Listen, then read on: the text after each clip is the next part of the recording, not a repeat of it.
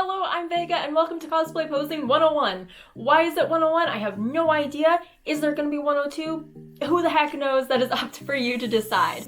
But I just wanted to go over something that I think is quite often overlooked in cosplay photography, and that is the eyes. The eyes and the expression that your eyes can make are often a huge aspect of portraying a character and can quite often make or break a photo. So if you're someone that often struggles with cosplay posing, the eyes are a fantastic place to start, and quite often the rest of your body will follow along with the emotion that you're trying to portray. Okay, so we're gonna break this video down into a few parts based off of where you're looking. The first one is going to be looking directly at the camera, and this is one that a lot of beginner cosplayers will use. Not necessarily a bad thing, but not always a good thing either. When you're looking directly at the camera, your eyes now become the focal point of the image, where everybody's other eyes, their eyes, go first. So that's gonna be the most important. You wanna capture their attention right away. So expression is going to be the biggest component of the photo. Specifically, what expression are your eyes making? Quite often, you're going to want to exaggerate the expression that you're feeling in your eyes to really get your point across. So you got to think about what kind of expression are you making. Remember too that you're now breaking the fourth wall by looking directly at the camera, and you're inviting your viewer into the photo with you. So how are you interacting with them? Are you angry at them? Are you happy to see them? Are you seducing them? Are you... I can't think of any other expressions right now because my mind went into seducing, and now I'm like, hi, how are you?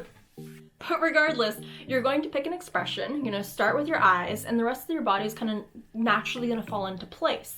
Say you want to be happy. You're looking at the camera like, oh, it's somebody you haven't seen for a long time. You're like so happy to get to see them again. You're kind of like, maybe you're talking about something really cool. Your face brightens up a little bit. Your body loosens up. You're like getting kind of casual a bit more. Like it's a solid good time. Big smile, lots of happiness in the eyes.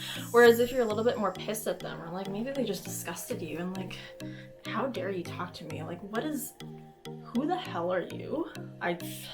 Like you're wanting to lean back a little bit more. You're disgusted with them. You don't want to talk to them. Like, beneath you, me, that. I can't be disgusted with you. I'm sorry. Or maybe you're seducing them. So things are a little spicy. Kind of, you're starting to lean forward a little bit. You're giving them the bedroom eyes. I can't do bedroom eyes while I'm talking. I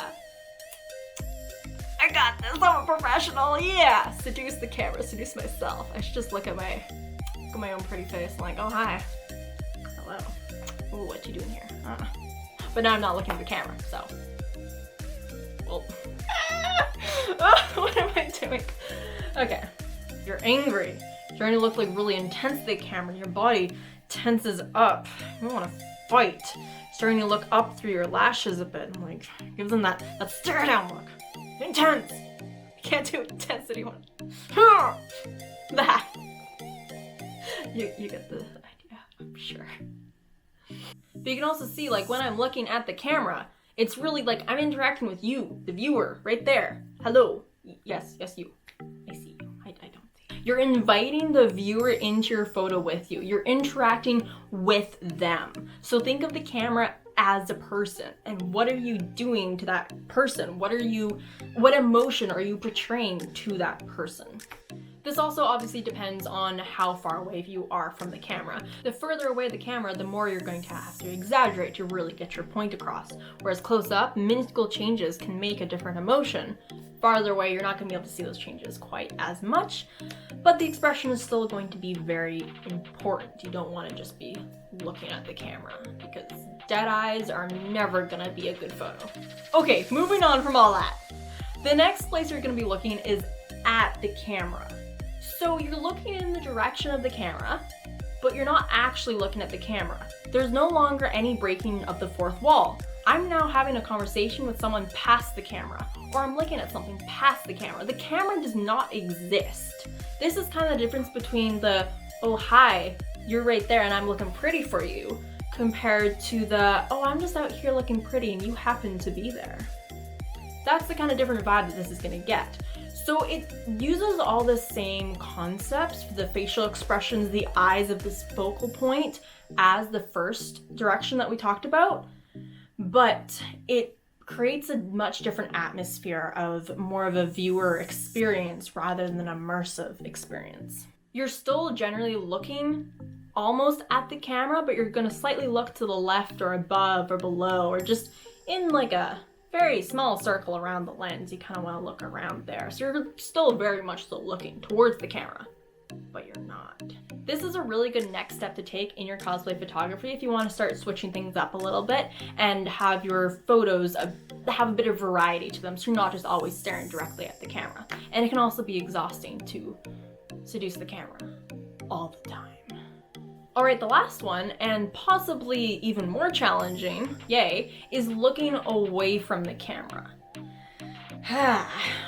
So this one, the intense eye expression or the exaggerated expressions are less important, but now you have to be really thinking about where you're looking and why you're looking that direction.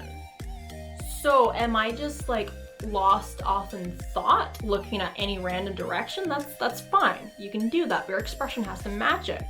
It's gonna be much easier though if you have a story behind where you're looking. Is there another person over there that you're mad at, or that you're trying to get their attention, or you're surprised at? Is there an object over there that you're trying to interact with, that you're wanting to pick up, that you're wanting to read? I don't know. Think of a story of why you're looking in that direction, and once you have your story, the expression will then follow. It doesn't need to be quite as an intense expression though, because your eyes are no longer going to be the focal point. The viewers are going to be drawn to some other aspect of the photo depending on what you're focusing on. They're going to follow the direction of your expression.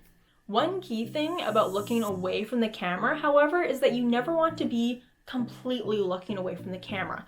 Wherever you're looking, you still want to have the camera in your field of vision. Because if I'm looking off in the distance, like way off, I can no longer see the camera. And now quite likely you cannot see much of my pupil. You can only see the whites of my eyes, and it's gonna start to look very strange. There's also now no interaction with the audience. You still want some interaction with the audience. You still want to captivate them. You're ignoring them, but you want to captivate them. So never look completely away. A good rule of thumb is to always have the camera in your field of vision, however so slightly. See, like I can just barely see the camera now, but you're still going to be able to see my eyes and my expression and what I'm doing. Now, of course, this doesn't apply if you're trying to do some other artistic thing where like the camera's over your shoulder, eyes are closed, or what have you in your artistic imagery ideas. But generally, if your face is visible, you should be able to see the camera. Now, if you're interacting with an object, this definitely makes it easier because you now have a focal point, and you're going to take the points that I talked about first, the interacting with the camera and being angry at the camera or laughing at the camera, and you're going to apply it to that object. So I'm now expressing myself to this object. Now, one thing you're gonna have to be aware of is where the object is in position compared to the camera. What is the camera angle? So if the object is like off to my side, I might not necessarily want to be looking directly at it. Sometimes I want to look just slightly to the left towards the camera, so the camera is able to see more of my eyes, but it still looks like I'm looking at the object. Similarly, if the object is beneath me, I don't necessarily want to look all the way down, because now it's going to look like my eyes are closed, and that's just going to give a totally different feel. So you might want, like, think about where the object is, maybe if you can raise it up a little bit, and look slightly above the object, like I'm looking right here. But it still looks like I'm looking at the object, but the camera can see more of my eyes. Anywho, that's all I got to say to you right now. I hope that helped a little bit, because I love seeing eyes, expression. I think they just like, that's like one of the huge things I look for in cosplayers that I follow and admire is their expressions and their eyes. Even, especially TikToks. Sorry, going off on a totally different rant here. If you film TikToks, holy heck, your eye expressions are gonna be so important, especially those minuscule changes. Like, people notice. That is the key to acting. If we're talking about acting now, like, Damn, that's where all the good actors get their stuff done, is the eyes. The practice. But I hope that helped. Hopefully you'll go practice some expressions in your mirror now. TikToks actually are a really good way to practice eyes and facial expressions, just because you get that instant feedback and you're able to change your eye expression with the beat in the songs or whatever the heck you're doing. Like, try acting to a really an emotional song without lip syncing and just do eye expressions. It's great practice. Highly recommend.